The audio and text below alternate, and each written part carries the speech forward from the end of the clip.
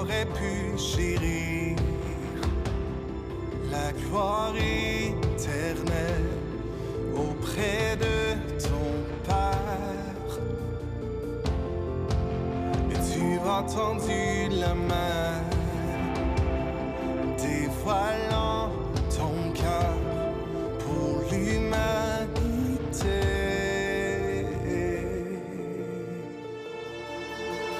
Alléluia, tu as tout donné.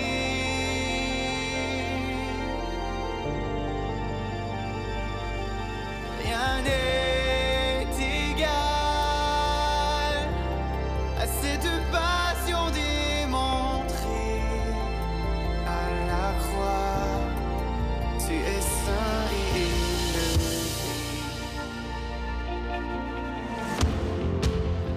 Tu as porté le poids de mes grandes fautes pour me libérer. Et tu as gravi l'infâme bois, acquittant ma tête pour me délivrer. Alléluia, tu as tout donné.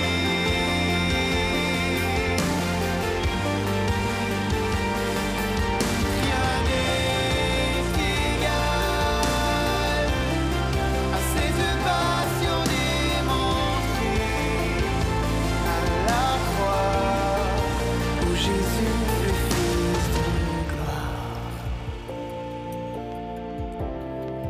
fut cloué pour mon péché. L'ennemi criait victoire, mais la lumière a jailli des ténèbres. Tu es saint et élevé, car tu es ressuscité, tout puissant pour me sauver. Ton sang m'a racheté.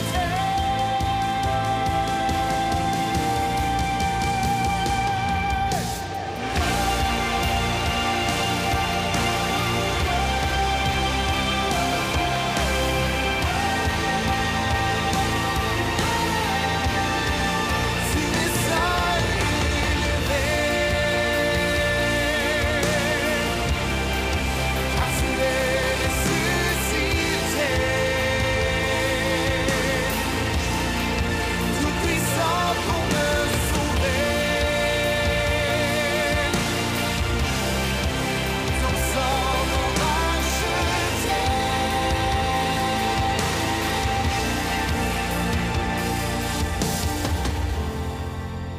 Ma vie t'est consacrée, je suivrai tes pas pour refléter ton cœur.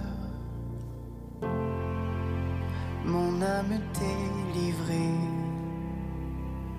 je ferai le choix de te rendre honneur.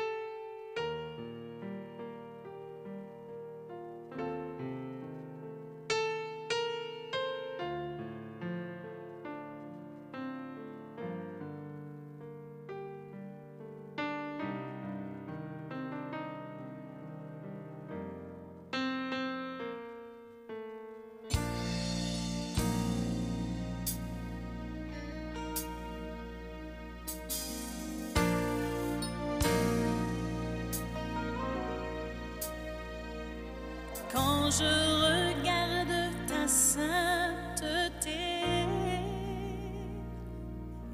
quand je contemple ta beauté, les choses qui m'entourent ne valent plus rien pour moi.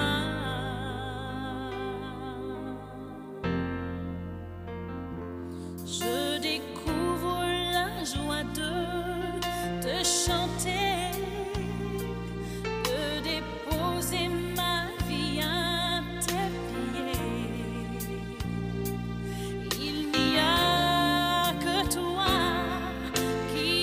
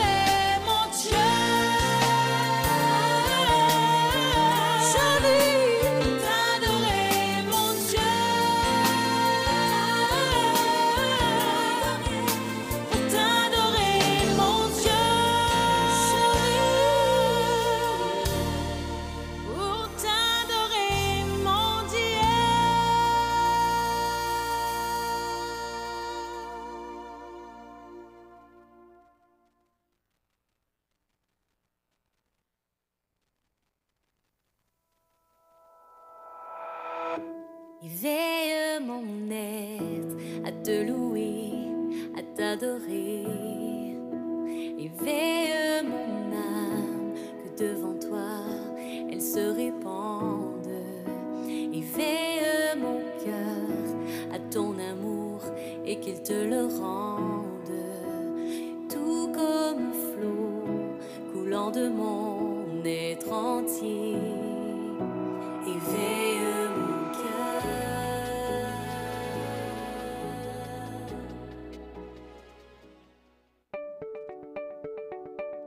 Bonjour à chacun d'entre vous. Soyez les bienvenus à l'Église communautaire Mountain View, une église où tous sont invités à découvrir Jésus et à influencer leur communauté. Si vous nous visitez pour la première fois, nous désirons que vous sachiez que nous sommes un groupe de croyants engagés dans notre foi en Jésus. Nous sommes également multigénérationnels, dynamiques et nous avons une variété de styles musicaux. Nous espérons que vous vous sentirez chez vous ce matin, car les gens de cette communauté en sont à différentes étapes dans leur parcours spirituel. Nous sommes simplement une grande famille animée du désir que chacun puisse être rencontré dans ses attentes spirituelles.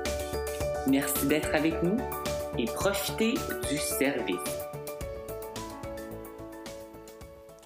Alors, bon matin tout le monde, ça va bien? Oui, bon, super. Êtes-vous prêts pour louer? Hey, il y a des petits visages que je revois depuis, ça fait un petit bout de temps. Je n'avais pas vu Raymond, Jacqueline. Allô, vous autres, je vous ai vus. Allô, les amis. Ça fait longtemps, je vous ai vus. Fait que, oh! Allô? Les petites surprises. Alors, on peut se lever, tout le monde, hein, pour le premier chant.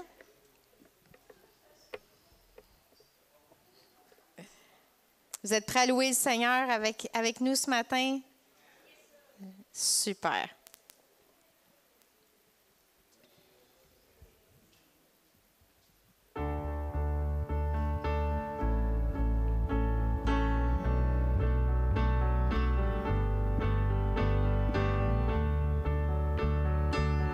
Béni soit ton nom, Jésus.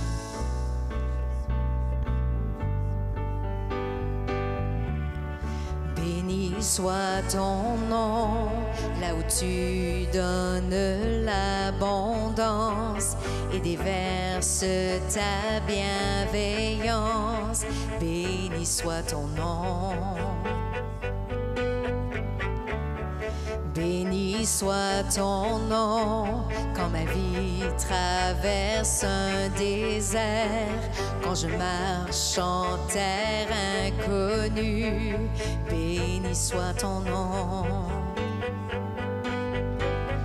Pour tous tes bienfaits envers moi, je te louerai. Et même au cœur de la nuit, je redirai, béni soit le nom du Seigneur, béni soit ton nom, béni soit le nom du Seigneur, béni soit ton glorieux nom. Béni soit ton nom, quand sur moi brille le soleil, quand la vie semble me sourire, béni soit ton nom. Et béni soit ton nom sur la route de la souffrance, s'il m'en coûte d'offrir ma louange, béni soit ton nom. Pour tous tes bienfaits envers moi, je te louerai. Et même au cœur de la nuit, je redirai, béni soit le nom du Seigneur, béni soit ton nom, béni soit le nom du Seigneur, béni soit ton glorieux nom, béni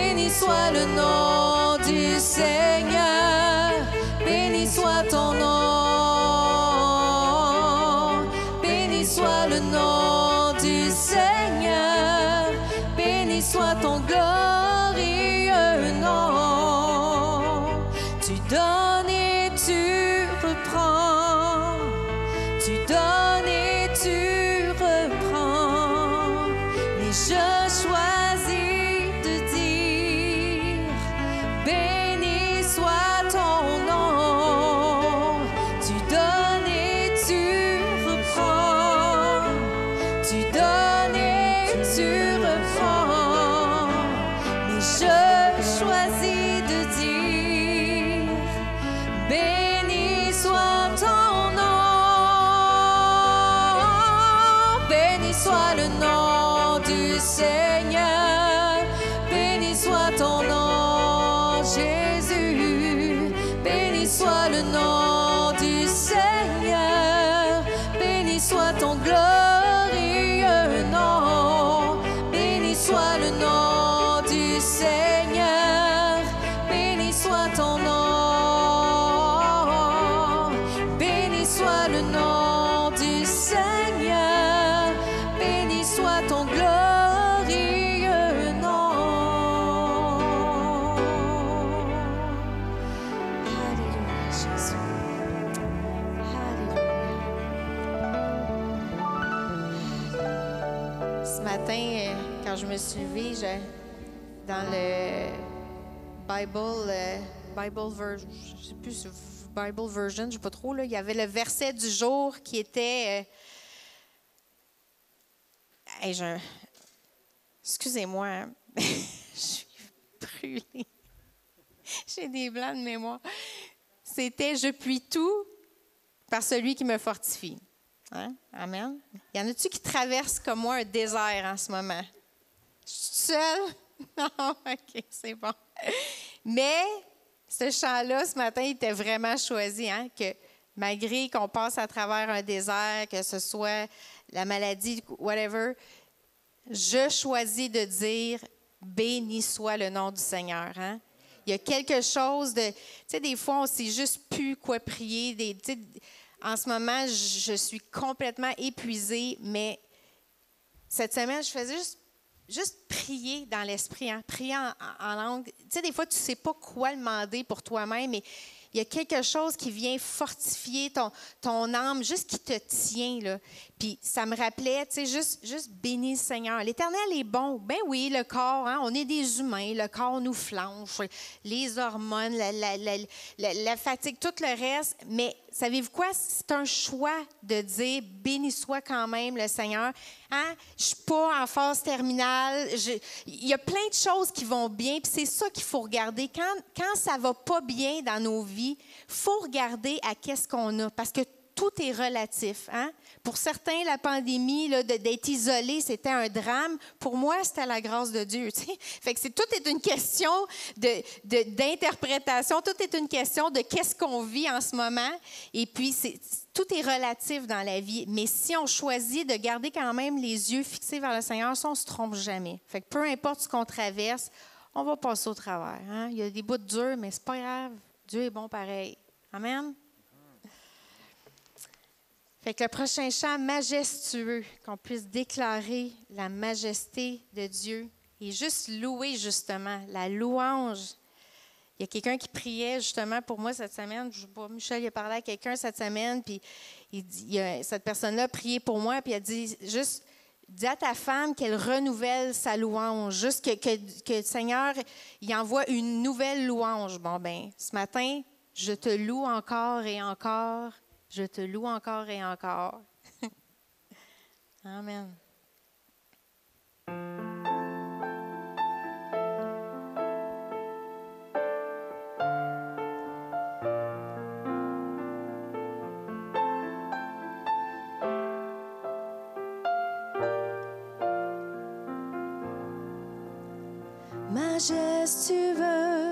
Majestueux, ô Dieu, tu es majestueux, la sainteté convient à ta maison.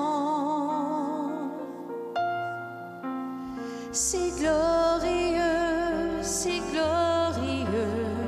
ô Dieu, tu es si glorieux, mon être entier s'incline devant toi.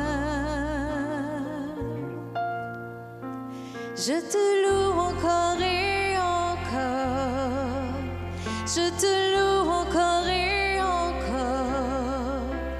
Du lever jusqu'à la fin du jour. Digne es-tu, Jésus, digne es-tu, Jésus. Je te loue encore et encore. Je te loue encore et encore. Du lever jusqu'à la fin du jour. Digne es-tu, Jésus, digne es-tu, Jésus. Majestueux, majestueux. Oh Dieu, tu es majestueux. La sainteté convient à ta maison. Si glorieux, si glorieux. Oh Dieu, tu es si glorieux.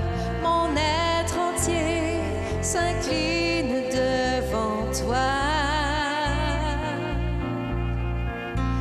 Je te loue encore et encore. Je te loue encore et encore. Du lever jusqu'à la fin du jour. Digne es-tu, Jésus, digne es-tu, Jésus. Je te loue encore et encore. Je te loue encore et encore. Du lever jusqu'à la fin du jour. Digne es-tu, Jésus, digne es-tu, Jésus. Je bénirai ton nom tous les jours. Je bénirai ton nom tous les jours.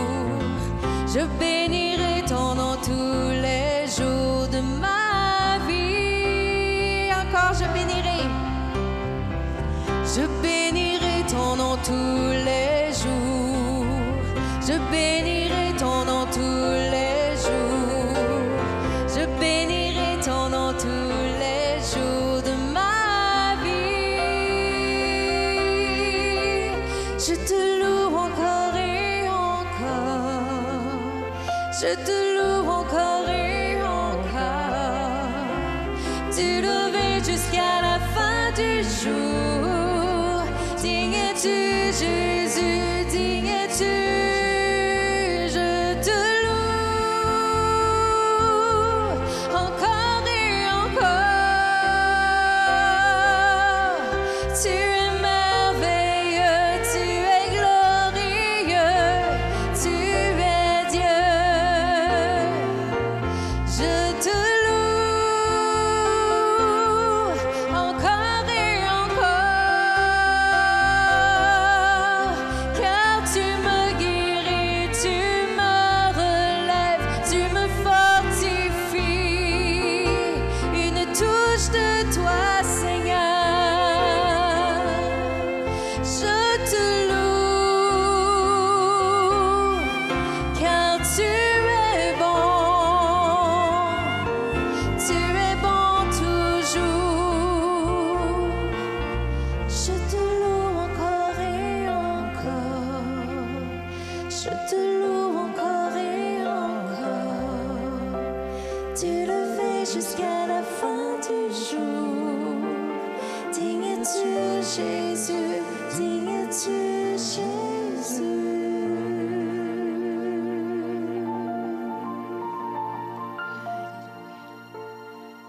Sois glorifié, Seigneur.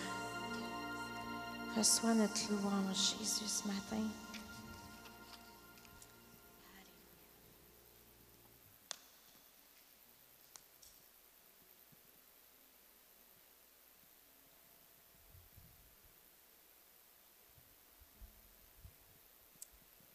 Ah, Jésus, alléluia. Que nos yeux puissent marcher par la foi, Seigneur.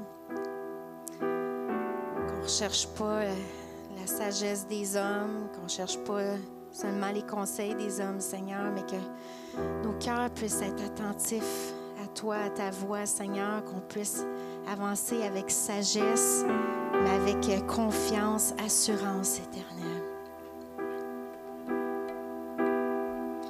Mes yeux te voyaient trop petit, Seigneur, pardonne-moi. Oui, j'ai bien cru ce mensonge, que ta force ne pouvait plus m'aider. Maintenant, oh Dieu, je réalise. Guéris mon cœur, révèle-toi. Ouvre mes yeux et montre-moi. Sois glorifié. Oh oui, sois glorifié. Je ne suis perdue dans mes pensées, Seigneur, pardonne-moi, cherchant la sagesse humaine, au lieu de rechercher ta lumière. Maintenant, oh Dieu, je réalise. Guéris mon cœur, révèle-toi. Ouvre mes yeux et montre-moi. Sois glorifié. Oh oui, sois glorifié.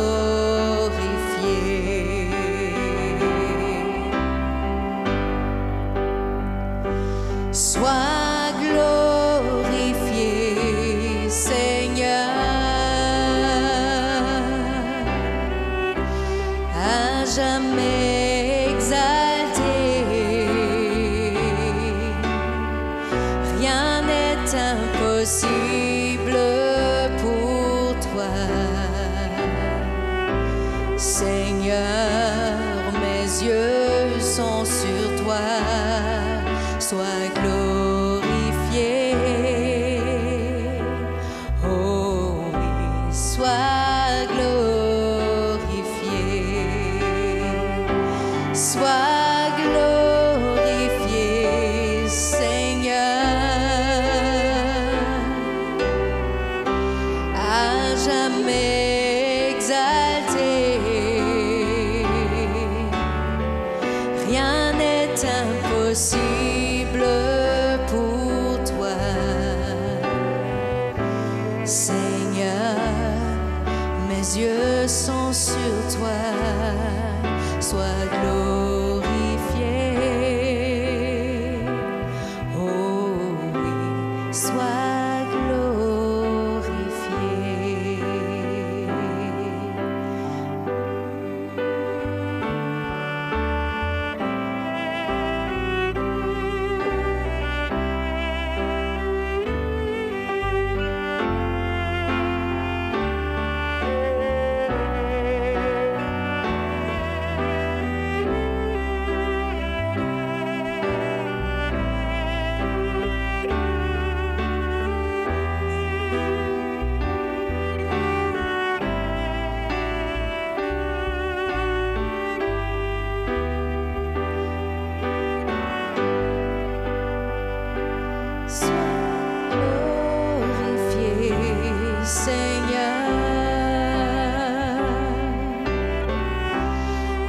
Jamais exalté, rien n'est impossible pour toi, Seigneur. Mes yeux sont sur toi. Sois glorifié. Oh oui,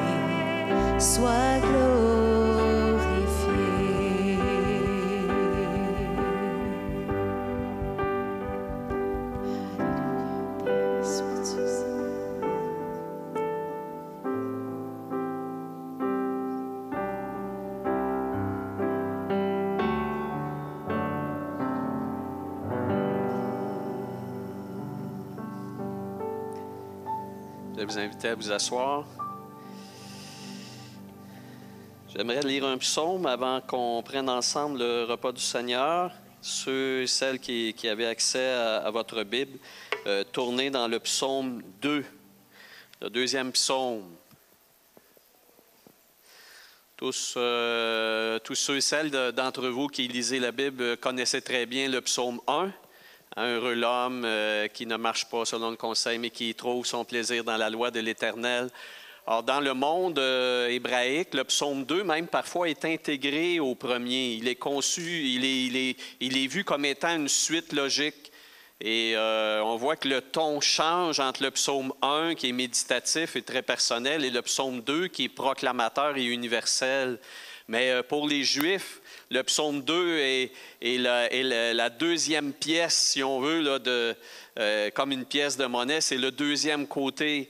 Et j'aimerais ce matin que le psaume 2 dirige notre méditation, nos réflexions sur le repas du Seigneur que nous allons prendre ensemble. Pourquoi cette agitation parmi les nations et ces préoccupations dépourvues de sens parmi les peuples? Je lis dans la seconde 21. Les rois de la terre se soulèvent, les chefs se liguent ensemble contre l'Éternel et contre celui qui l'a désigné par onction. Ils disent, arrachons leurs liens, jetons leurs chaînes loin de nous. Pourtant, celui qui siège dans le ciel rit. Le Seigneur se moque d'eux. Puis, il leur parle dans sa colère. Il les épouvante dans sa fureur. Il dit, c'est moi qui ai établi mon roi sur Sion, ma montagne sainte. Je veux proclamer le décret de l'Éternel. Il m'a dit, tu es mon fils, je t'ai engendré aujourd'hui. Demande-le-moi et je te donnerai les nations en héritage, les extrémités de la terre en possession. Tu les briseras avec un sceptre de fer, tu les briseras comme le vase d'un potier. Et maintenant, roi, conduisez-vous avec sagesse. Juge de la terre, laissez-vous instruire. Servez l'Éternel avec crainte et réjouissez-vous tout en tremblant. Rendez hommage au Fils, embrassez le Fils, de peur qu'il ne s'irrite et que vous n'alliez à votre perte, car sa colère s'enflamme rapidement. Heureux tous ceux qui se confient en lui. Vous pourriez me demander pourquoi un tel psaume avant le repas du Seigneur, ce n'est pas d'usage habituel. En fait, c'est un psaume qui a été utilisé par les apôtres pour évangéliser, pour apporter l'Évangile. Et Paul lui-même, lorsqu'il est dans une ville qui n'est pas une ville juive, une ville multiethnique, Antioche de Pisidie, va utiliser le psaume 2 pour exhorter ceux qui sont juifs, mais également les craignants Dieu. Ce qu'on appelait les craignants Dieu, c'était des gens non juifs qui avaient une reconnaissance du fait qu'il n'y avait qu'un seul Dieu et que ce seul Dieu-là était le Dieu du peuple juif, mais sans plus. Donc, ils craignaient Dieu. Paul va utiliser le psaume 2 pour les inviter à embrasser le Fils de Dieu. Soumettez-vous à lui, car il est écrit que Dieu a engendré le Fils, il lui a donné les nations en héritage. Et il leur dit, ce Fils-là, c'est celui que nous proclamons, son nom est Jésus. Son nom est Jésus. Et c'est intéressant parce que le début du psaume nous dit comment les nations ne veulent pas se soumettre à ce roi-là, ne veulent pas se soumettre à celui que Dieu a oint, celui que Dieu appelle mon roi. Dieu l'a choisi, mon roi, mais les nations ne veulent pas se soumettre à lui. Alors, on trouve beaucoup de croyances chez les humains. Paul, d'ailleurs, c'était une réflexion qu'il faisait lorsqu'il visitait la ville d'Athènes, remplie de temples et de statues de toutes sortes, des idoles. Il disait, vous êtes un peuple extrêmement religieux, mais le problème, c'est que vous ne connaissez pas le seul et vrai Dieu, parce qu'il y a beaucoup de dieux. Il y a beaucoup de spiritualité. En fait, tout le monde, à quelque part, est spirituel, mais est-ce que ça suffit? Peu de gens s'opposent à la spiritualité, mais voici ce à quoi le monde s'oppose. Le monde s'oppose à ce qu'on proclame qu'il n'y a qu'un seul roi. qu'un seul choix de la part de Dieu. Et comme Pierre le prêchait avec courage, lui qui avait pourtant craint, n'est-ce pas, et fui l'opposition lors de l'arrestation de Jésus, Pierre enfin a dit, « Il n'y a sous le ciel aucun autre nom qui ait été donné par lequel nous puissions être sauvés que le nom de Jésus. » Que le nom de Jésus. Embrassez le Fils, de peur que sa colère ne se déclenche. Et ça, ce sont des sujets dont on parle peu aujourd'hui. Ces éléments-là, c'est quand même assez c'est opposant. Embrasse le Fils, sinon c'est la colère de Dieu. C'est la colère même du Fils. Il a donné énormément. Le Fils de Dieu est descendu du ciel, lui qui était le chéri de son Père. Vous voyez la discussion que le Père a avec son Fils en lui disant, « Demande-moi les nations, les extrémités de la terre, je te les donne. » L'amour du Père pour son Fils. Et pourtant, il s'en détache volontairement. Le Fils vient tel un homme, tel un pauvre. Il vient dans ce monde méprisé, rejeté. Il a été battu, on lui a craché dessus, arraché la barbe, on l'a flagellé, on l'a traité comme un minable, comme rien. Et celui-là, pourtant, était le trésor de l'univers, était le Fils chéri de son Père, le Dieu unique de l'univers. Il s'est laissé abattre, il s'est laissé condamner, portant en son corps sur le bois du calvaire, sur la croix, nos péchés, ma condamnation, mes peines à moi, mes fautes à moi, mon manque de foi, mon manque de zèle, mon manque de piété, toutes les fautes par omission ou par commission, il les a portées. Il a porté le châtiment en son corps sur le bois. Pourquoi? Pour que nous en soyons libérés. Vous, ce matin, qui savez cela, qui y croyez, vous qui saisissez le sens de la venue de Jésus, le sens de sa mort sur la croix, mais surtout le fait qu'il est bel et bien ressuscité des morts, qu'il a vaincu la mort, le mal, la condamnation et même la colère de Dieu pour nous l'accorder gratuitement. Vous qui le saisissez en cet instant solennel, embrassez le Fils. Embrassez-le comme la pécheresse qui, à un de ses repas, est venue. Elle qui se savait pécheresse, elle est venue aux pieds de Jésus. Elle a lavé ses pieds de ses larmes et les a essuyés de ses cheveux. Faisons cela maintenant. Bénissons le Fils. Et je vais inviter Marie-France à interpréter un chant et puis après, nous prendrons le repas du Seigneur ensemble. Si vous voulez chanter, là, joignez-vous. Vous connaissez le Alléluia. Alléluia de Leonard Cohen. C'est sûr que la version originale, on va s'entendre, ça ne se chanterait pas dans une église, mais c'était les funérailles de ma grand-mère la semaine passée, puis c'était une femme qui témoignait énormément, ma grand-mère. Elle aimait le Seigneur, puis à l'hôpital, sur sa fin, ils l'ont surnommée Madame Alléluia, parce qu'à toutes les fois que le personnel médical rentrait, elle disait tout le temps Alléluia, Alléluia, Alléluia. Puis elle priait pour les gens. Puis c'est ça qui m'a inspiré, là, comme j'ai adapté le texte. Alors ce matin, qu'on puisse chanter l'Alléluia du fond de notre cœur.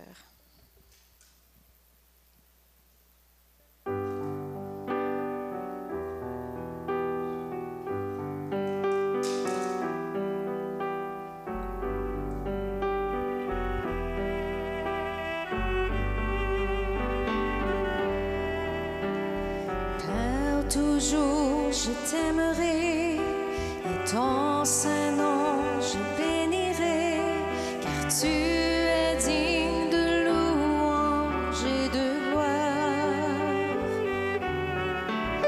Dans tes sentiers je te suivrai, avec toi je suis protégée. J'élève les mains et la voix, Alléluia.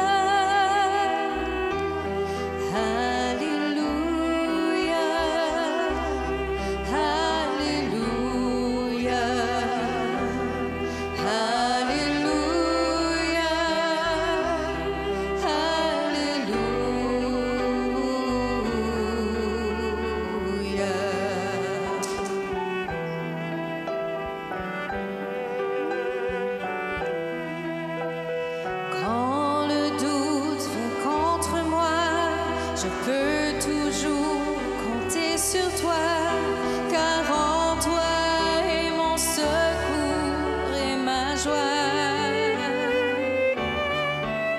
Je mets en toi toute ma confiance, car tu me remplis d'espérance. C'est pourquoi j'élève la voix. Alléluia. Alléluia. Alléluia.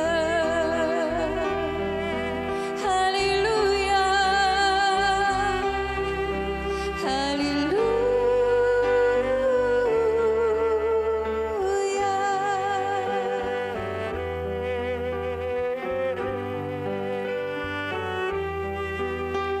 Seigneur, tu es bon pour moi, mes louanges s'élèvent vers toi, car tu me donnes la paix malgré la douleur.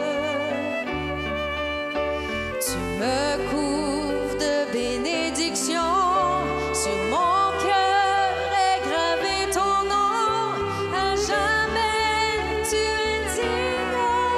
Alléluia. Oh, alléluia. Alléluia.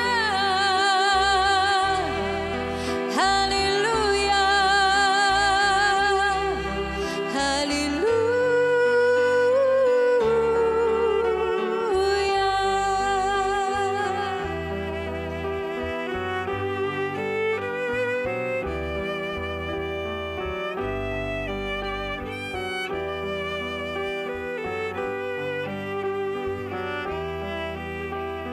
Toi qui règnes sur mon cœur et qui m'accorde sa faveur, même si ma vie s'éteint, je n'aurai pas peur. Quand la mort frappera à ma porte, je serai prête pour que tu me portes.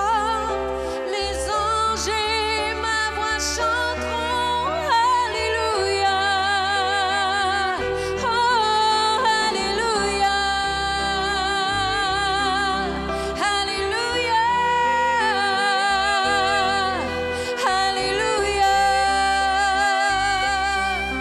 Alléluia.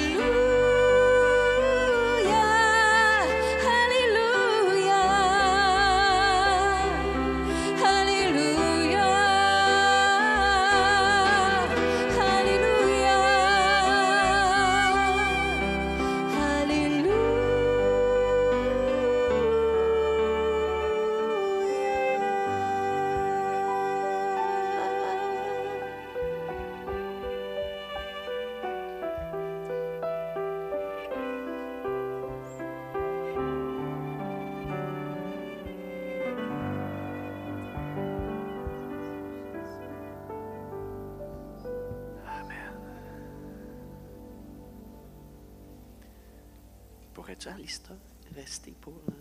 juste... Merci.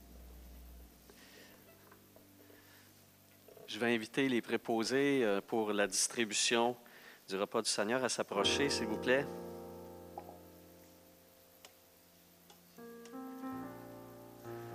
Donc, on va vous distribuer des petites coupes. Sur le dessus des coupes, il y a un petit papier transparent que vous pourrez tout à l'heure soulever et prendre le pain sans levain qui se trouve sur le dessus. Et en dessous, évidemment, il y a le fruit de la vigne qui est là. Donc, on pourra prendre ensemble le repas du Seigneur par ces deux espèces. On va s'attendre ensemble pour les prendre.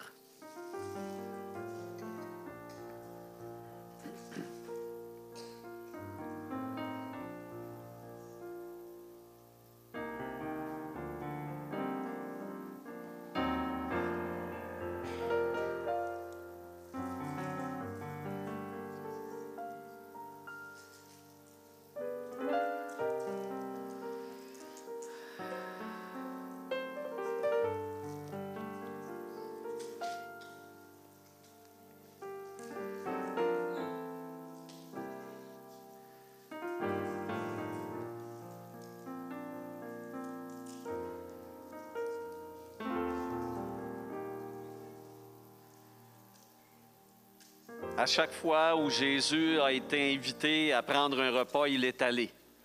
Peu importe qui était celui ou celle qui l'invitait, même si cette personne-là était de mauvaise réputation, voire un précepteur d'impôts ou en tout cas quelqu'un qui était mal vu, Jésus y allait parce qu'il savait à ce moment-là qu'il y avait l'appel d'un cœur, l'appel d'une âme qui le désirait, qui voulait l'interroger et en connaître plus sur lui. Et Jésus de même, lorsqu'il fait alliance avec nous par son sang, par sa mort, Jésus va instituer ce repas symbolique pour nous inviter à saisir cette occasion de communier avec lui, de faire de proclamer notre désir, comme on le voit dans le psaume 2, de le bénir, de l'embrasser et de le chérir. Donc, la nuit où il fut livré, Jésus prit une part du pain sans levain, le matzah, comme on appelle dans le monde juif, au moment de la Pâque juive. Et il a changé la symbolique de ce morceau de pain en disant, maintenant, cette part de pain symbolise mon corps qui sera brisé pour vous. Et nous, aujourd'hui, si nous le croyons, mangeons-en tous.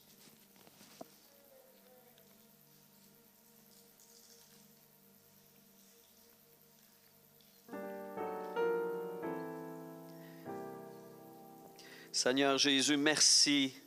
Merci pour ta venue sur la terre, toi qui es le roi choisi, le roi béni, le roi chéri du Père éternel, du Dieu Tout-Puissant, créateur de l'univers.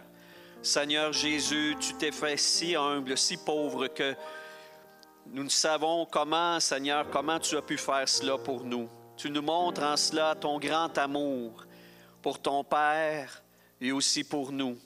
Nous voulons, Seigneur, te rendre grâce, te bénir et te remercier que tu aies porté sur la croix notre châtiment et qu'ainsi tu nous apportes le pardon de nos péchés, que la colère de Dieu soit enlevée de dessus nos épaules. Nous te bénissons, toi notre Sauveur, toi notre abri, toi en qui on se confie. Amen. Et de même, à la fin du repas, Jésus prit la coupe et après avoir rendu grâce, il distribua cette coupe qui s'appelle la coupe de la bénédiction dans le repas de la Pâque juive. Et il l'a présentée à tous en leur disant, « Buvez-en tous, car ceci est mon sang qui sera versé pour vous en alliance éternelle avec le Père. » C'est la coupe de bénédiction. Buvons-en tous, sachant que nous sommes bénis, mais surtout parce que nous voulons lui rendre aussi cette bénédiction de notre cœur et de notre foi. Que le Seigneur Jésus soit béni. Buvons-en tous. Béni sois-tu, Jésus, béni sois-tu, car encore aujourd'hui, 2000 ans après cette œuvre extraordinaire de ton salut, encore ton salut agit, ton salut parle, ton sang parle, il est vivant. Tu le présentes encore dans le tabernacle éternel, dans le palais de Dieu, encore tes mains marquées des clous, tes pieds également, ta plaie sur le côté, tout parle encore du prix que tu as payé pour chacun d'entre nous. Et nous te bénissons parce que ton salut est agissant encore aujourd'hui. Répands-le, Seigneur. Étends ton salut sur cette nation qui en a grand besoin. Seigneur, épargne-nous que le mal prenne le dessus. Tu es plus fort, Jésus. Tu es plus fort. Bénis cette nation. Fais qu'elle entende encore et encore que le salut vient de toi, Jésus. Amen et Alléluia. Je vais inviter préposés à l'offrande à s'approcher, nous allons reprendre la prise des offrandes, même si vous n'êtes pas prêts pour aujourd'hui. C'est pas grave. Ou si vous voulez, après la célébration, aller, on peut aller au bureau, on peut faire nos dons via la petite machine. Donc, même si vous ne l'avez pas présentement, sentez-vous pas mal à l'aise. On veut cependant prendre un temps spécial pour vraiment rendre grâce à Dieu pour tout ce dont il nous apporte non seulement le salut pour notre âme, mais également toutes les bénédictions, les soins et la protection. Alors, je veux rendre grâce avec vous. Merci Seigneur, merci de prendre soin de nous. Merci parce que tu es fidèle en tout. Combien de bénédictions nous ne pouvons compter. Parce que Seigneur, non seulement tu pourvois nos besoins matériels, mais tu nous protèges même dans toutes les dimensions et même spirituelles. Béni sois-tu pour toutes ces grâces.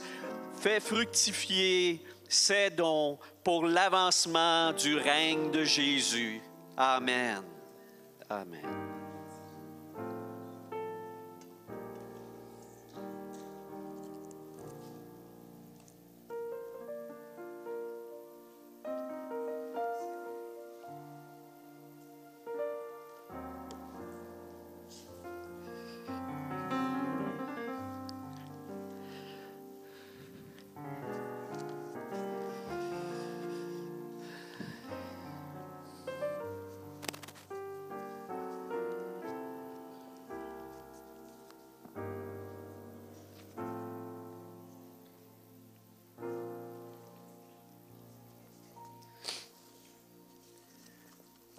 Merci beaucoup. Merci Alistair.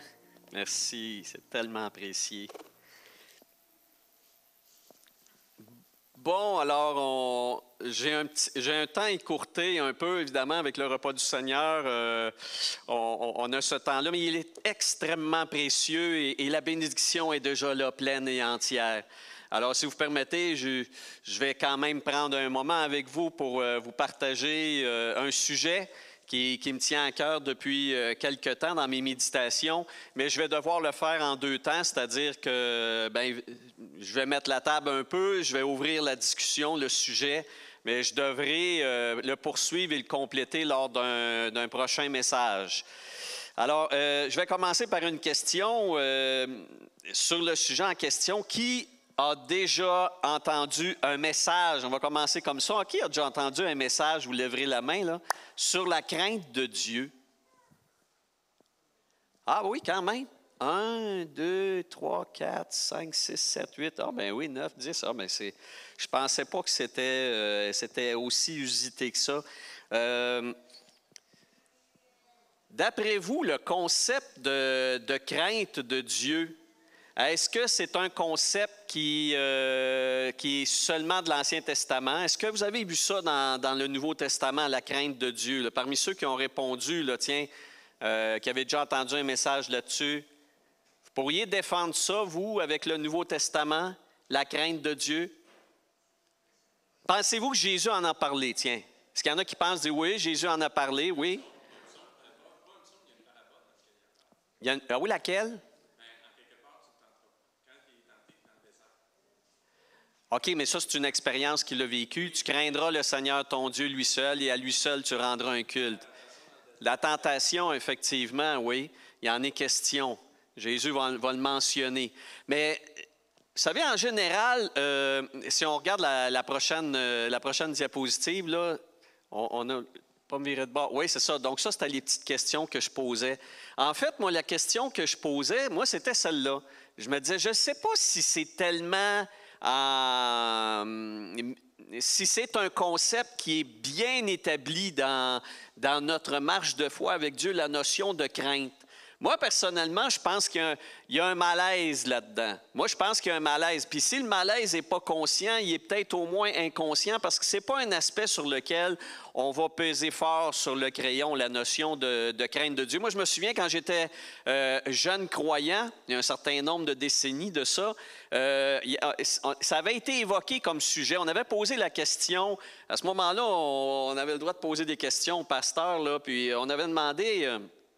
parce qu'il parlait beaucoup d'assurance, hein? dans nos milieux évangéliques. Prochaine diapositive. On en arrivait, nous, avec vraiment cette idée-là.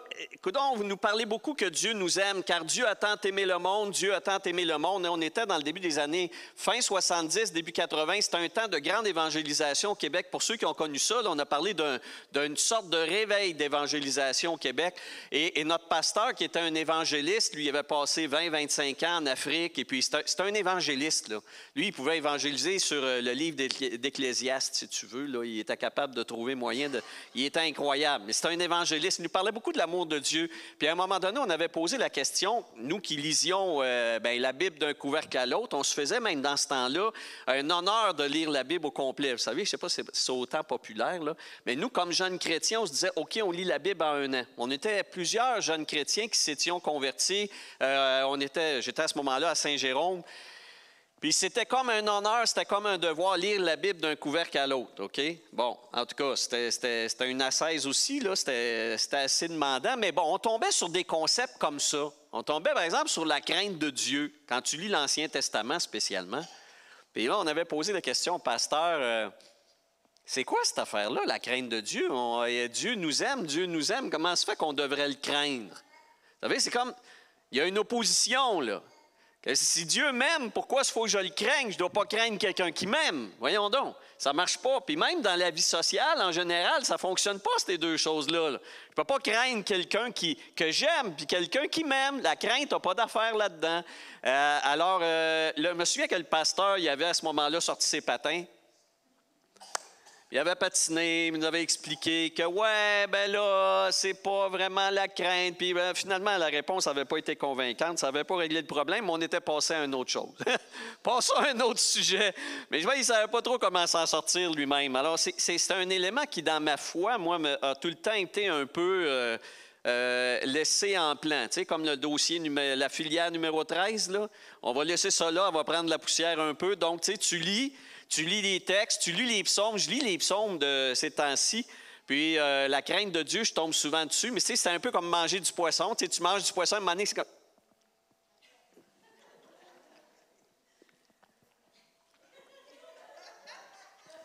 Tu sais, il y a des arêtes, là. Tu sais, c'est gossant, là. Puis dans les psaumes, c'est évoqué souvent. On parle souvent de la crainte de Dieu. Fait que, c'est comme, oh Dieu, moi-même, ma confiance, tout ça. Oui, je te crains, nous te craignons. Puis le psaume 2, je suis tannant, tantôt, je vous l'ai lu. C'est la crainte. Servez l'Éternel avec crainte. Et puis là, Jésus le serait de faire par ouais, par là. C'est comme, mon Dieu, c'est comme, qu'est-ce que c'est ça? On s'est trompé de poste. Qu'est-ce que c'est ça, cette affaire-là? On ne sait pas quoi faire avec. Alors, on est un peu comme quand on mange du poisson, on va enlever les arêtes de la bouche, puis on va essayer de garder ce qui est bon. Mais oui, mais ça ne peut pas rester, ça. Il faut régler le problème à un moment donné. Alors, j'essaie de faire ça. Alors, j'ai essayé de comprendre aussi. Je me suis dit, bon, bien, notamment l'expérience dont je vous ai parlé il y a quelques instants avec mon pasteur évangéliste, c'est qu'en fait, oui, dans le milieu évangélique, le milieu où on parle du salut, du fait que Jésus a subi la colère de Dieu pour nous débarrasser justement de son jugement, on met tellement l'accent sur cet aspect-là qu'à un moment donné, l'élément de la crainte de Dieu ne trouve plus sa place. Ou en tout cas, on n'arrive pas à comprendre en quoi la crainte de Dieu devrait demeurer dans le cœur d'un croyant rassuré, d'un croyant qui est bien aimé. Si on est chéri de Dieu, on n'a pas à le craindre. Donc, dans le milieu évangélique ou dans un milieu où l'Évangile, sous cette forme-là, qui est quand même la bonne forme, mais dans ce milieu-là, la crainte de Dieu pose problème. Et il y a un texte, on va le voir à l'écran, il y a un texte notamment dans l'épître de Jean, 1 Jean, chapitre 1, verset 17 à 19, c'est ça, à 18, c'est ça? Alors, je le lis. « Nous aurons de l'assurance au jour du jugement parce que nous sommes dans ce monde tel que lui, il est. » Bien, déjà ça, c'est un contrat. « Il n'y a pas de crainte dans l'amour, dit Jean. Au contraire, l'amour parfait chasse la peur. » En grec, c'est le même mot, hein? C'est phobé. Phobé, d'où vient le mot les phobies. C'est le même mot en grec. Crainte et peur, là, c'est pour changer un petit peu, là, mais c'est le même mot. Il n'y a pas de crainte dans l'amour, il n'y a pas de peur dans l'amour. Au contraire, l'amour parfait chasse la crainte ou chasse la peur, car la peur ou la crainte implique un châtiment. Celui qui éprouve cette crainte du châtiment n'est pas parfait dans l'amour de Dieu. Et ça, c'est le seul texte dans le Nouveau Testament où il est dit qu'il peut y avoir une sorte de dichotomie entre l'amour et la crainte de Dieu. Mais Jean va spécifier que quand il dit, là, il n'y a pas de crainte dans l'amour, c'est la crainte du châtiment de Dieu. Jean dit, on doit être dans des dispositions comme disciples, on doit être dans une vie, puis là, il faudrait lire l'épître de Jean au complet parce que Jean parle beaucoup de la vie dans l'esprit aussi. Il faut être dans une victoire de l'Esprit Saint en nous qui fait en sorte qu'on est apaisé par rapport à ça. Nous ne sommes pas parfaits, ça c'est certain, mais on n'a pas peur du châtiment, de la condamnation finale, solennelle et éternelle, parce qu'on sait qu'on marche dans l'amour de Dieu. Et si, comme Jean le dit, et si nous péchons, on a à confesser nos péchés. Jésus est un médiateur entre Dieu et les hommes, et puis il intervient, puis nous avons le pardon. Donc voilà pourquoi il n'y a pas de crainte dans l'amour. Si on aime Dieu, on n'a pas à craindre son châtiment. Ça ne fonctionne pas. Vous me suivez? Bien, ça, moi, dans les premiers pas de ma foi chrétienne, dans le sens large, parce que moi, j'ai été élevé, évidemment, dans une famille catholique, pratiquante, très pratiquante même.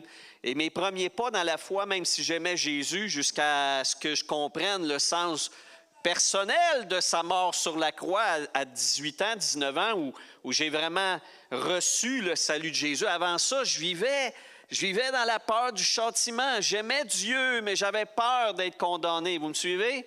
Alors, mon amour était rempli d'une crainte de la condamnation. Et Jésus, quand j'ai compris ce qu'il avait fait pour moi sur la croix, cette peur-là est disparue. Ça va? Donc, là-dessus, on dit oui, amen, merci Jean.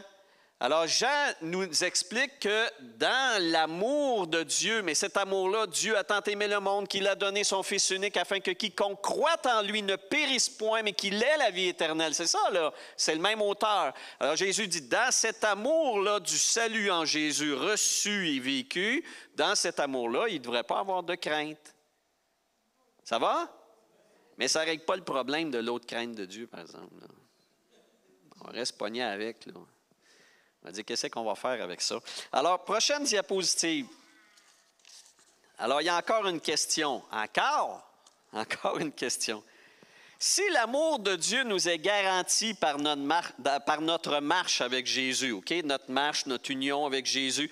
Si l'amour de Dieu nous est garanti par notre union avec Jésus, avons-nous encore besoin de craindre Dieu? Ou la crainte de Dieu a-t-elle encore à faire avec la nouvelle alliance?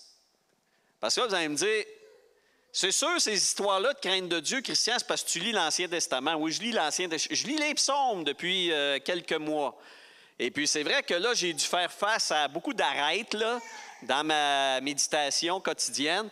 Puis, beaucoup de crainte de Dieu. Alors, vous pourriez me répondre, Christian, tu poses un problème qui date de la première alliance. Dans la deuxième alliance, Jean nous dit qu'il n'y a plus de condamnation, il n'y a plus de crainte de Dieu. Moi, je dis non. On a quand même ce problème-là.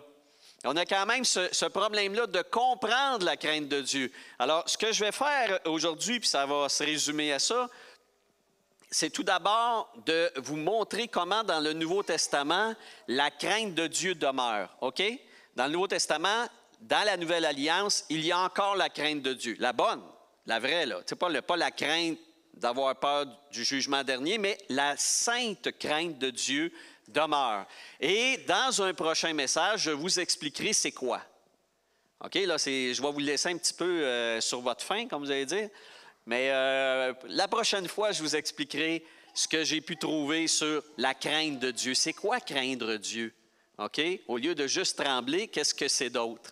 Alors, c'est très riche. Mais là, aujourd'hui, on va régler la question de dire c'est néo-testamentaire, c'est dans la Nouvelle Alliance et on est tenu de le respecter. Alors, il y a un premier texte, si on tourne à la prochaine diapositive, est-ce que ça nous le donne? Oui, dans Luc, Luc chapitre 12, versets 4 à 5. Vous avez à l'écran ceci. « Je vous le dis à vous, c'est Jésus qui parle. Je vous le dis à vous, mes amis, c'est ses disciples.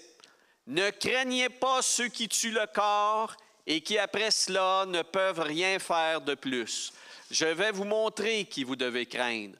Craignez celui qui, après votre mort, a l'autorité pour jeter en enfer. » Oups, c'est ER, ça. C'est un infinitif en entier. « Oui, je vous le dis, c'est lui que vous devez craindre. » Bon, les disciples avaient le problème que tous les humains ont. Nous, les humains, là, on doit gérer la crainte constamment. Puis pas la crainte de peur de ci, de ça. Je ne parle pas des phobies, là. On peut avoir toutes sortes de phobies. Il y en a qui ont peur des araignées, il y en a qui ont peur des serpents, il y en a qui ont peur des bébites, il y a plein de ça l'été. Il y en a qui ont peur de ci, de ça. Il y a toutes sortes de phobies. La peur des hauteurs, la peur, la claustrophobie, etc. Bon, c'est pas ça, là. Jésus, c'est intéressant, il dit, il y a une peur qu'il avait détectée chez ses apôtres, chez ses disciples. C'est quoi? C'est la peur des autres. Qu'est-ce qu'ils vont dire? Oui, mais là, qu'est-ce qu'ils vont dire? Et ça, cette insécurité-là, on l'a tous. On a tous l'insécurité d'être mal jugé. On a tous la peur de manger une claque de travers parce qu'on a dit quelque chose. Et on vit dans un monde beaucoup comme ça, hein? Via Internet, ce matin, dans la presse, si vous avez lu la presse, là, mais pas besoin que la presse en parle pour être conscient du problème. Il y a énormément d'agressivité présentement dans notre société par rapport à ce qu'on va penser ou dire. Par exemple, via les réseaux sociaux. Puis les gens appellent à la mort pour toutes sortes de raisons. Et dans la presse ce matin, il révélait que l'équipe de journalistes sportifs qui ont suivi l'épopée du Canadien de Montréal ont reçu des tonnes de courriels assassins disant « Ah, vous dites ça, puis vous ne supportez pas assez. » Puis il y en a qui disent « Vous ne méritez pas de vivre. Vous êtes une gang de bâtards, vous êtes une gang de ci. » Puis on dit « C'est incroyable, c'est tellement épouvantable, les courriels, l'agressivité qui est exprimée par monsieur, madame, tout le monde. » On les appelle les trolls, mais c'est pas un commando spécial de personnes qui sont folles qui vont écrire ce genre de choses-là. C'est des gens ordinaires qui vont écrire des trucs qui sont complètement effrayants. C'est épouvantable. C'est rendu tellement grave que n'importe qui est une personne publique, même les politiciens quittent la politique pour ça, là. C'est tellement épouvantable tout ce que le monde sort comme venin via les réseaux sociaux que toi-même, ça ne te donne plus le goût d'avancer puis de faire quoi que ce soit au niveau public, tellement c'est grave. Ça rend les gens malades. Il y a du monde en politique qui ont lâché la politique parce qu'ils n'étaient plus capables, ils étaient en dépression, ils étaient en burn-out, d'essayer de poser des gestes, de dire quelque chose publiquement. C'est évident que tout le monde ne pense pas comme tout le monde. Moi, j'ai des opinions personnelles qui ne sont pas les vôtres, puis on pourrait en débattre, mais on n'est pas obligé de se traiter de toutes sortes de choses puis de se souhaiter la mort. Mais c'est rendu comme ça présentement. On est dans un milieu où l'agressivité mortelle, c'est une agressivité même qui appelle la mort sur les autres, se répand sur les réseaux sociaux. Bref, en tout cas, tout ça pour dire que cette insécurité-là qui est dans le cœur de l'humain de ce temps-ci, elle travaille énormément parce qu'on a peur de ce que les gens vont penser. Écoutez, bon, en tout cas, si vous n'êtes pas sur les réseaux sociaux, tant mieux pour vous, mais si vous y êtes, vous le savez que si vous dites quelque chose, si vous émettez une opinion, depuis 1 an et demi, par exemple, sur la pandémie, à savoir se faire vacciner ou pas, par exemple, moi, si je veux chercher des problèmes, j'ai juste à faire une déclaration sur mon fil Facebook et je vais avoir de la clientèle en masse. C'est ça. Alors qu'on ait peur de ce que les autres pensent, on n'a pas besoin de le générer soi-même. Il y en a qui s'occupent de nous le faire émerger, cette peur-là. Bref, en tout cas, revenons à Jésus et aux disciples. Le fait que Jésus était le Messie, l'envoyé de Dieu, le choisi, ça ne faisait pas l'affaire des autorités religieuses à son époque. Et les disciples tremblaient à un moment donné quand les scribes, quand les pharisiens, quand les autorités de la religion juive, ceux qui émergeaient du grand temple, étaient là puis surveillaient. Les disciples tremblaient parce qu'ils savaient qu'il y avait des dangers. Puis quand mon Jésus ouvrait la bouche, puis il leur garochait quelque chose qui n'était pas selon leur désir, Écoute, là, les pharisiens ne prenaient pas le Facebook pour commencer à sortir des insanités. Ils te les garochaient là, directement, puis les dangers, les oppositions étaient verbalisés directement. Vous me suivez? Là, les disciples tremblaient. Et c'est à ce moment-là que Jésus a sorti ça.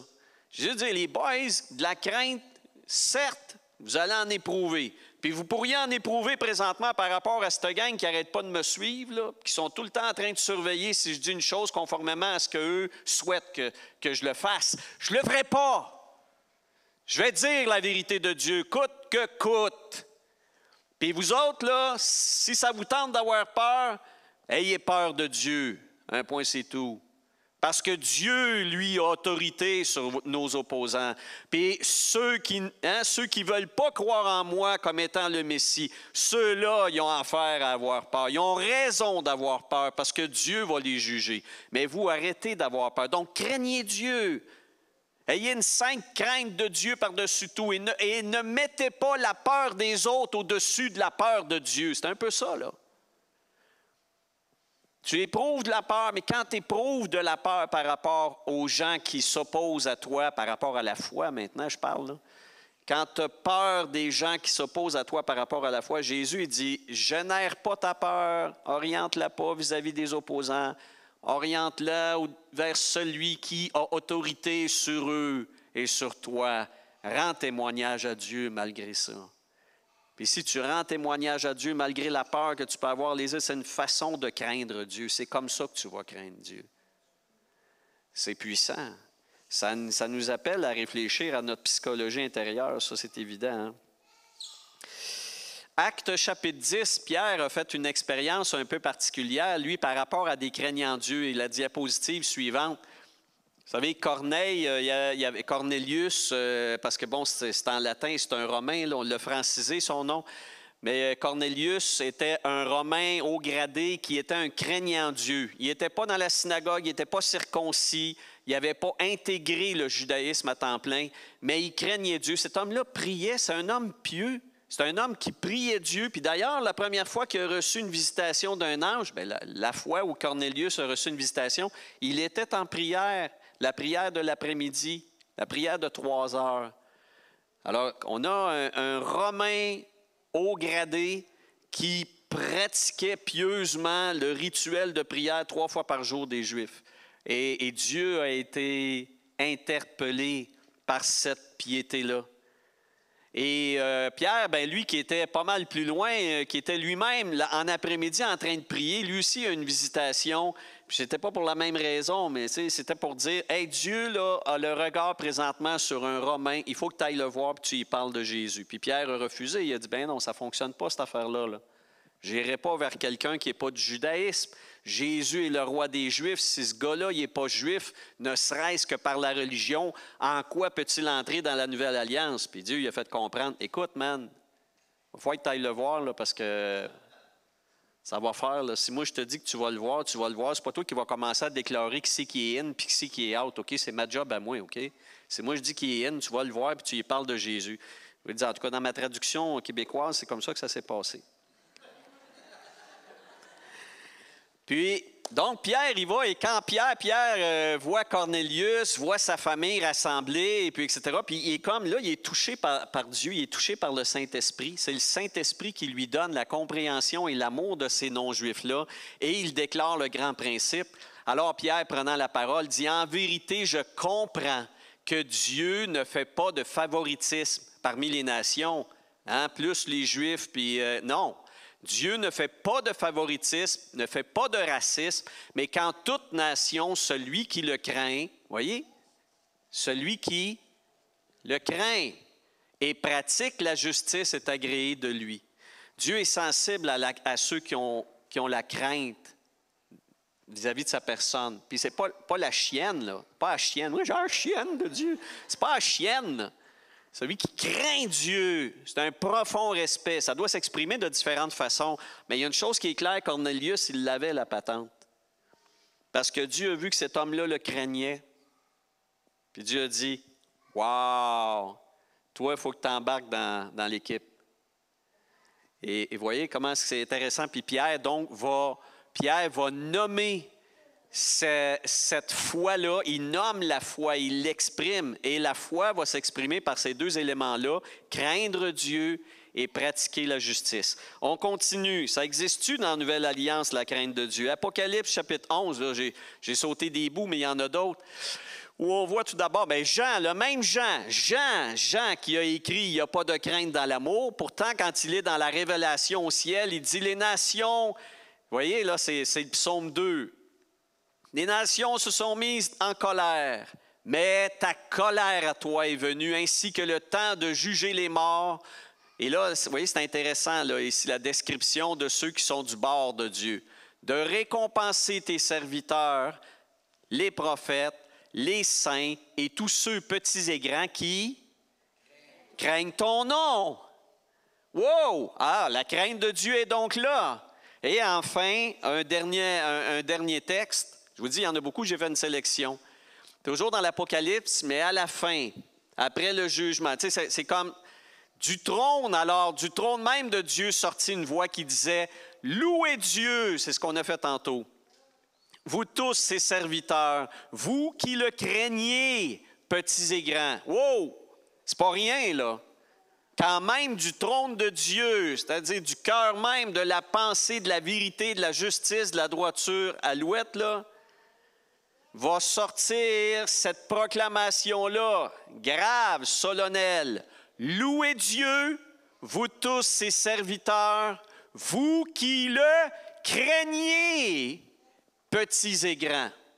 Bon, il va falloir se mettre à craindre Dieu. Et là, je ne vous dirai pas aujourd'hui encore comment ça fonctionne, mais je vais vous laisser avec les avantages. Alors, dans la dernière diapositive, j'en ai mis quelques-unes. Qu'apporte la crainte de Dieu? Alors, on les a tous, je vais les lire, et puis après ça, j'y reviendrai un à un. Elle fonde le service envers le Messie. Ça, c'est le psaume 2. Elle est à la base de la vraie connaissance. Elle promet de longs jours de paix. Elle nous mène loin de tout ce qui est mal. Elle affermit le travail du parent. Elle communique les bénédictions de Dieu. Elle est le trésor de la cité de Dieu. Et justement, je vous disais le premier, là, elle fonde le service envers le Messie. On l'a vu dans l'Apocalypse, mais ici, le psaume 2 dit « Servez l'Éternel avec crainte. Réjouissez-vous avec tremblement. » Et d'ailleurs, en passant, je n'ai pas mis, mais l'onction du Messie prophétisée par Isaïe dira « L'onction du Seigneur descendra sur le Messie. » Onction, c'est écrit de connaissance et de crainte de l'Éternel. Donc, dans l'onction de l'Esprit Saint est compris l'élément de la crainte de Dieu. Le deuxième où c'est dit, elle est à la base de la vraie connaissance, psaume 110, 10 qui dit, la crainte de l'Éternel c'est ça, psaume 111, verset 10, elle est à la base de la vraie connaissance. Ça a été repris par Salomon, le fils de David, qui disait, Proverbe 1, verset 7, la crainte de l'Éternel est le commencement de la sagesse. Il faut que tu commences par voir le monde dans la notion de crainte de Dieu, puis à ce moment-là, tu vas décoder quelle est l'intelligence des choses. Ça prend la crainte de Dieu. Regardons ça. C'est intéressant. Là, c'est moi, j'aime beaucoup l'émission Découverte. Je ne sais pas si vous aimez ça. Parle de la nature, parle de la mer, parle de ci, parle des tempêtes, parle des courants jets, parle de tout ça. Et à chaque fois, c'est fascinant parce que notre ami Charles Tisser, qui parle en français, est tout le temps en train d'expliquer sans s'en rendre compte la puissance de la sagesse de Dieu. Mais il dit, lui, que ça vient tout seul, ces choses-là. Fascinant, n'est-ce pas? Les fleurs émettent un pollen qui attire exactement les abeilles qui vont... Quelle merveille de la nature! C'est pas une merveille de la nature, man, c'est la merveille de Dieu, that's it. Mais lui, il ne craint pas Dieu. Donc, vous voyez, il a une connaissance, mais sa connaissance il manque une patte, elle est clopin, parce qu'il ne peut pas comprendre absolument toute la science de la connaissance tant que tu ne crains pas Dieu, tant que tu ne vois pas Dieu à travers tout ça. Mais bon, ça ne fait rien. Mais voyez-vous, c'est ça, c'est à la base de la vraie connaissance. Pas juste la connaissance, la vraie connaissance. Puis en grec, il y a vraiment même ces deux éléments-là. Le gnosis, c'est la connaissance, puis épignosis. Et Pierre, lui, va le dire, il va dire, ce que le Christ nous apporte, c'est l'épignosis. Il nous apporte l'entièreté du savoir. Parce que la clé de l'entièreté du savoir, c'est la crainte de Dieu. C'est de reconnaître Dieu. Et ainsi de suite. Donc, elle promet de longs jours. Vous avez dit, c'est quoi ça? Proverbe 10, 27. Il dit, la crainte de l'Éternel allonge ou augmente les jours. Proverbe 14, la crainte de l'Éternel est une source de vie pour détourner des pièges de la mort, parce qu'elle t'aide à bien choisir. Elle va t'indiquer ce qui est malsain pour toi et ce qui sera bon. Puis il y aura un maintien de santé, justement parce que tu crains Dieu et tu respectes ce qu'il commande.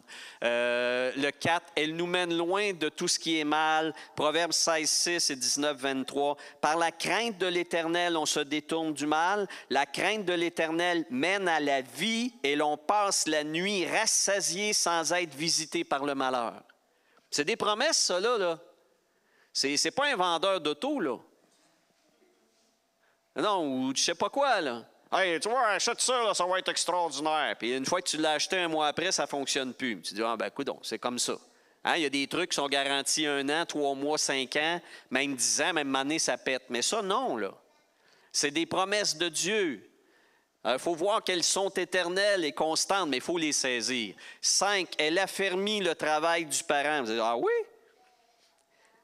Celui qui craint l'Éternel possède un appui ferme. 2 petits points. Ses enfants ont un refuge auprès de son parent. C'est dit que si toi, comme parent, tu crains Dieu, tu respectes Dieu, puis tu jouis de ses bénédictions, les enfants, à un moment donné, peut-être pas quand ils sont adolescents, parce que c'est le fun de transgresser puis s'opposer, mais à un moment donné, quand ils ont compris que la vie ne marche pas comme ils pensaient, ils vont revenir puis ils vont dire « Maman, c'est parce que je pense que vous l'avez l'affaire. » Mais pour ça, il faut que toi, tu tiens ferme à Dieu, là. Alors, ça dit, si toi, tu crains Dieu comme parent, tes enfants vont venir te voir pour connaître la source de la vie. Wow! C'est bon, ça, hein? Faut pas lâcher. Elle communique les bénédictions de Dieu, évidemment, Proverbe 22, 4. Elle nous communique la conséquence ou l'effet de la crainte de l'Éternel, c'est la richesse, la gloire et la vie. Rien de moins. C'est écrit textuellement, Proverbe 22, 4. L'effet, la conséquence, ou dans un autre texte, on dit le fruit, c'est la même chose. Le fruit de la crainte de l'Éternel, c'est la richesse, la gloire et la vie. Veux-tu quelque chose d'autre de plus que ça? Tu as tout, là. Et enfin, le dernier, elle est le trésor de la cité de Dieu. Dans Ésaïe, chapitre 33, verset 6, la crainte de l'Éternel, c'est le trésor de Sion. Wow! Ça, Sion, là, c'est le nombril de l'univers. Là. C'est la cité de Dieu. C'est la cité de Dieu. Et ça dit, le trésor de Sion, mesdames et messieurs, savez-vous c'est quoi? Là, si je vous avais posé la question, au début, on aurait dit toutes sortes d'affaires. On aurait dit l'amour de Dieu, on aurait dit le bonheur de Dieu, on aurait dit la bénédiction de Dieu. Qui c'est qui aurait pensé à dire que c'est la crainte de l'Éternel? Soyons francs. Personne. Personne n'aurait dit la crainte de Dieu. On aurait dit. Hein? C'est comme mes ados de Cossé. Ces deux lettres de l'alphabet qu'ils connaissent bien, ce Cossé. De Cossé. Bon, bref. Alors, ça dit que la cité de Sion, son trésor à cette cité-là, c'est la crainte de l'Éternel. Alors là, est-ce que ça vous tente de savoir c'est quoi? Hein? C'est ce que nous verrons lors de notre prochaine émission. Ça, c'est comme dans mon temps, là, quand il y avait le capitaine Bonhomme, vous connaissiez, on était tout le temps déçus. Il nous lâchait tout le temps sur une affaire. Oh! C'est ce que nous verrons la prochaine fois. Alors, j'espère à tout le moins vous avoir donné le goût d'en savoir plus. Hein? C'est au moins d'avoir cette saveur-là, ce goût-là dans votre bouche, de dire, Seigneur, si c'est si important, si c'est le trésor de Sion, je veux connaître la crainte. Mais là, je voudrais vous interpréter la dernière diapositive qui va ouvrir le prochain message. La crainte de Dieu donne de la clarté à la vision de la vie. sans la crainte de Dieu, c'est embrouillé un petit peu. Ben là, je ne sais pas si c'est assez clair sur mon image, mais en dehors des lunettes, c'est pas clair. Ben, d'ailleurs, c'est comme quand moi j'enlève les miennes, là, c'est pas mal flou. La crainte de Dieu, c'est comme des lunettes qu'on met devant sa vision. On voit clairement les choses telles qu'elles sont vraiment. Oh! On voit les choses telles qu'elles sont vraiment. Alors que le Seigneur fasse en sorte qu'on souhaite, qu'on désire, qu'on chérisse cet élément-là, parce que ça nous ramène au psaume 2, mes frères et sœurs, parce que c'est ça qui est l'appel. Chérissez le Fils, embrassez le Fils, craignez Dieu et son Fils. C'est vraiment ça, le psaume 2. C'est un appel à la crainte de Dieu, une sainte crainte de Dieu, qu'on soit caractérisé par ça, parce que ça disait tel il est lui, tel nous sommes dans ce monde, que le Seigneur fasse en sorte que nous cheminions de plus en plus vers cette sainte crainte de Dieu, qu'on soit reconnu pour cela. Amen. Amen. Je vais vous laisser avec une dernière prière. Je vous invite à vous lever, s'il vous plaît.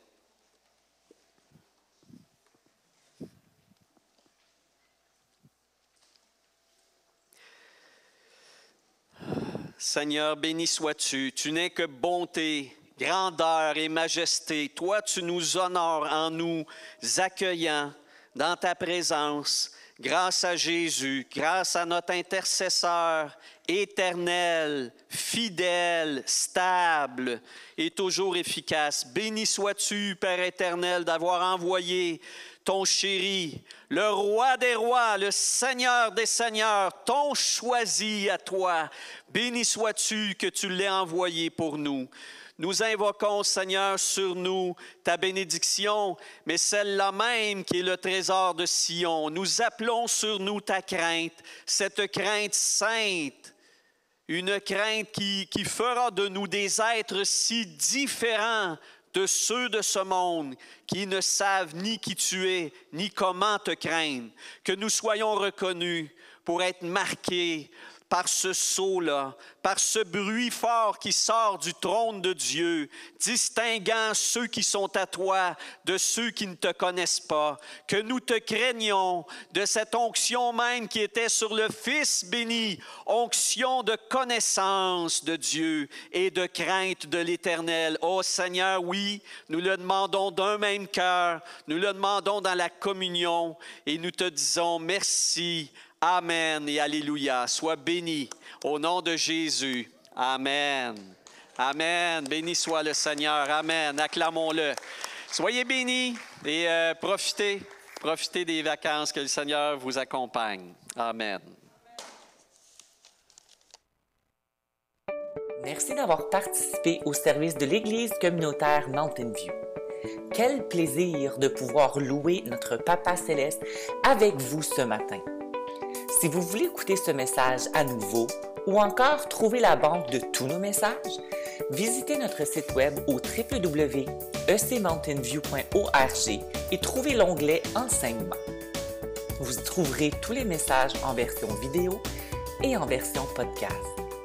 Pour toute autre question, veuillez nous contacter par courriel info@ecmountainview.org. Je vous laisse avec ce dernier verset dans Colossiens 3,17 qui dit « Et quoi que vous fassiez, en parole ou en œuvre, faites tout au nom du Seigneur Jésus en rendant par lui des actions de grâce à Dieu le Père. » Sur ce, passez une belle semaine et on a hâte de vous revoir la semaine prochaine.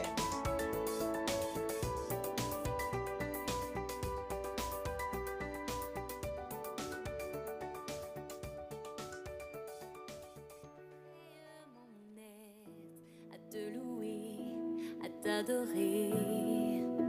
Éveille mon âme, que devant toi elle se répande. Éveille mon cœur à ton amour et qu'il te le rende. Tout comme flot coulant de mon être entier. Éveille mon cœur.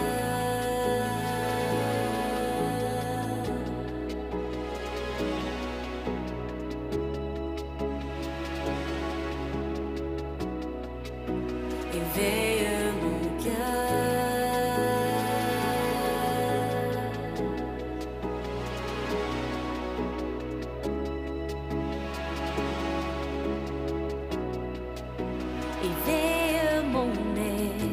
à te louer, à t'adorer. Éveille mon âme, que devant toi elle se répande. Éveille mon cœur à ton amour et qu'il te le rende. Tout comme flot coulant de mon être entier. Éveille mon cœur, Seigneur, à te louer en esprit et vérité. Oh, je t'adore,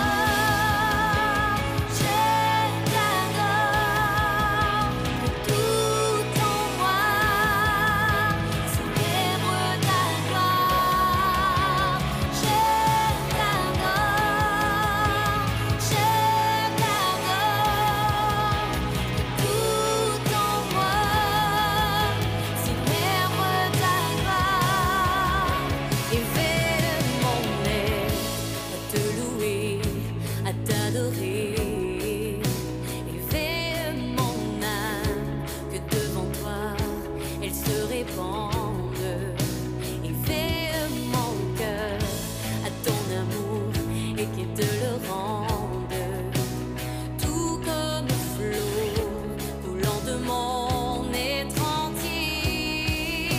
Éveille mon cœur, Seigneur, à te louer en esprit et vérité.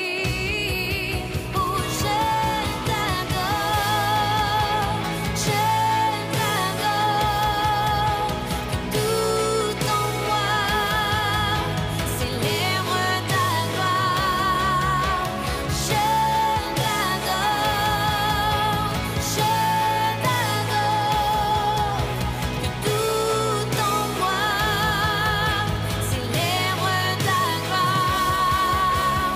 Beauté suprême, splendeur céleste, joyau éternel, sois exalté. Beauté suprême, splendeur céleste, joyau éternel, sois exalté.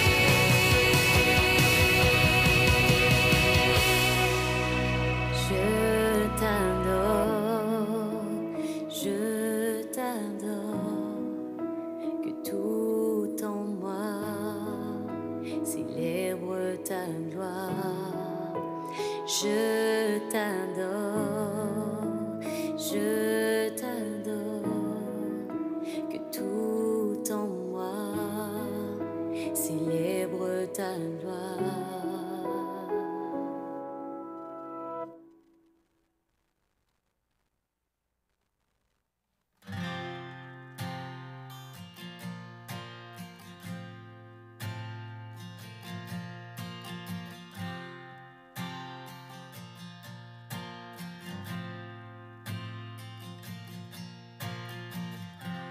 Je vois les cieux envahir ce lieu. Je vois les anges qui proclament ton saint nom. Oh, je t'adore, oui, je t'adore. Je te donne l'honneur, oh mon Jésus. Je vois ta gloire descendre sur ce lieu. L'espoir qui restaure, qui guérit toute maladie. Oh, je t'adore, oui, je t'adore. Je te donne l'honneur, oh mon Jésus.